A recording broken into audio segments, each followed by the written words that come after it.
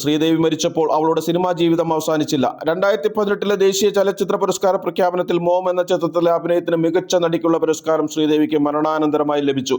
പിന്നീട് ബോണി കപൂറും മക്കളായ ജാൻവിയും ഖുഷിയും ചേർന്ന് ആ പുരസ്കാരം ഏറ്റുവാങ്ങി.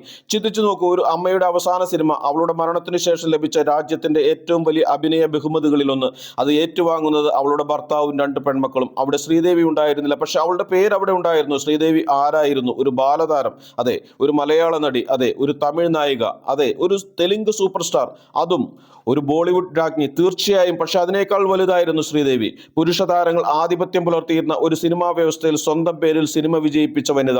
കോമഡി ചെയ്യാൻ കഴിയുന്ന നടി, കരയിപ്പിക്കാൻ കഴിയുന്ന നടി, നൃത്തം ചെയ്യാൻ കഴിയുന്ന താരം, ഗ്ലാമർ കഥാപാത്രം ചെയ്യാൻ കഴിയുന്ന താരം. അതിനൊപ്പം സദ്മ, ഇംഗ്ലീഷ് വിംഗ്ലീഷ്, മോം പോലെയുള്ള കഥാപാത്രങ്ങളുടെ അഭിനയത്തിന്റെ ആഴവും തെളിയിച്ച നടി.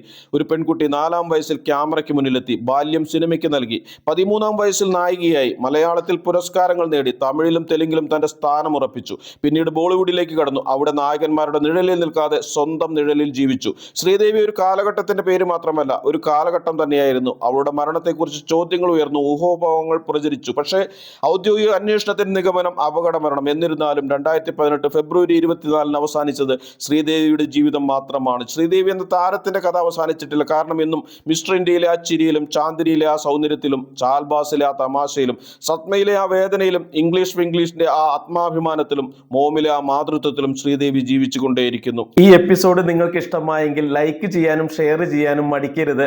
മറ്റൊരു രസകരമായ എപ്പിസോഡ് ഇനിയും കാണുന്നതിന് വേണ്ടി സബ്സ്ക്രൈബ് ചെയ്തില്ലെങ്കിൽ ചാനൽ സബ്സ്ക്രൈബ് ചെയ്യുക.